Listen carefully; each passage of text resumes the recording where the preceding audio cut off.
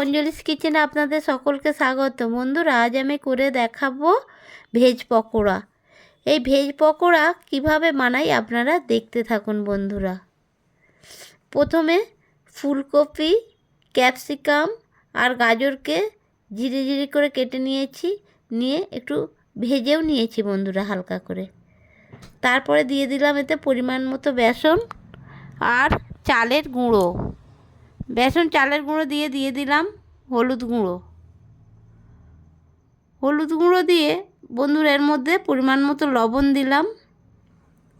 তারপরে ধনিয়া পাতা কুচানো দিলাম।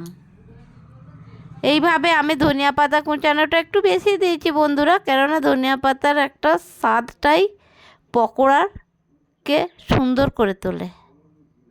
তারপরে দিয়ে দিলাম বন্ধুরা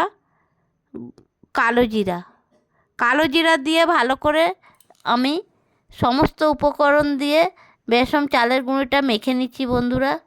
তারপরে কিছুটা জল দিয়ে ভালো করে মেখে নিচ্ছি।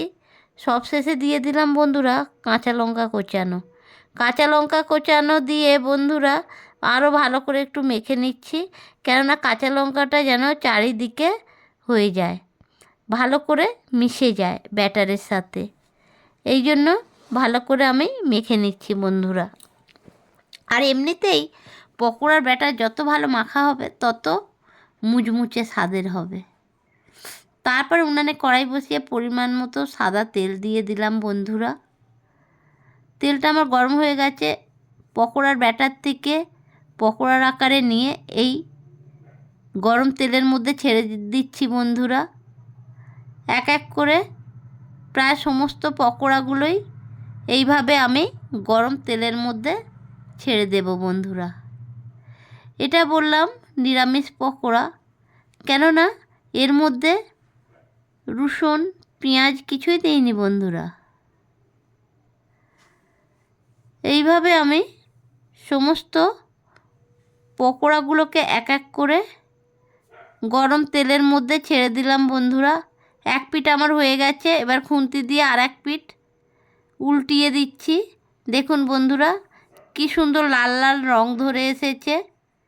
এইভাবে আমি পকোড়াগুলোকে ভালোভাবে ভেজে নিচ্ছি বন্ধুরা।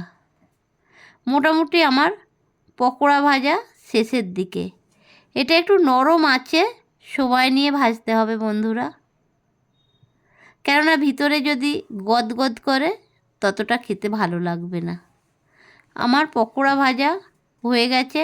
এক এক করে আমি খুন্তি দিয়ে একটা পাত্রের মধ্যে তুলে নিচ্ছি বন্ধুরা। সমস্ত পকোড়াগুলোকে এইভাবে আমি তুলে নেব। আর দেখতে যেমন লাল হয়েছে তেমন মুচমুচেও হয়েছে বন্ধুরা। এইভাবে আমি সমস্ত পকোড়াগুলোকে প্লেটের মধ্যে তুলে নিলাম বন্ধুরা। আমার ভেজ পকোড়া রেডি। কত সুন্দর হয়েছে দেখুন। আপনারাও এইভাবে বানিয়ে খাবেন, খুব ভালো লাগবে বন্ধুরা। কেমন?